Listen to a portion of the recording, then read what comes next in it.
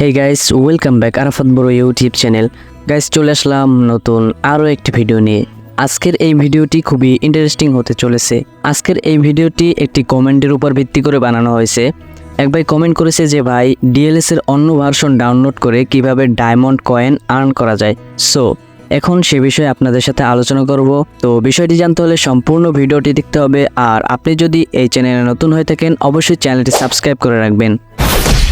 DLS এর অন্য version download করে বা হ্যাক করে অনেকগুলো ডায়মন্ড এবং কয়েন এভাবে কিন্তু নেওয়া যায়, বাট এখানে কিন্তু আপনার বড় বড় কয়েকটি সমস্যার সম্মুখীন হতে হবে।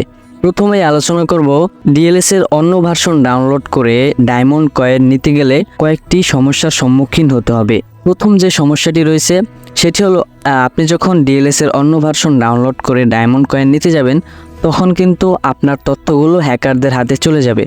আর তখন খুব সহজেই কিন্তু হ্যাকাররা আপনার আইডি হ্যাক করে নিতে পারবে। এটি হলো একটি বড় সমস্যা।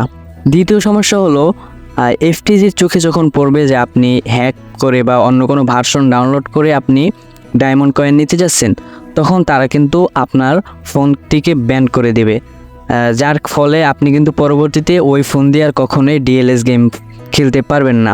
এটি কিন্তু আরও বড় আরেকটি ক্ষতি। আর সর্বশেষ যে ক্ষতি সেটি কিন্তু মারাত্মক ক্ষতি। সেটি হলো আপনার যে ম্যাক্স আইডি বা আপনার যে লিজেন্ডারি বা যে কোনো শখের আইডি, ওই আইডিটি কিন্তু ব্যান্ড হয়ে যাবে।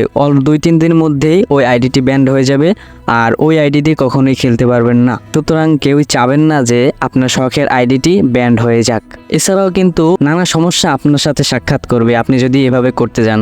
সো গাইস, আশা করি এগুলো কেউ করবেন না, তাহলে আপনার আইডি চলে যাবে, আপনি কিন্তু কখনোই ওই আইডি দিয়ে আর খেলতে পারবেন না। তো এবার আসুন কিভাবে সঠিক নিয়মে বেশি বেশি ডায়মন্ড কয়েন পাওয়া যায় সে সম্পর্কে অনেকগুলো ভিডিও দেওয়া আছে চ্যানেলে, চাইলে সেখান থেকে দেখে আসতে পারেন।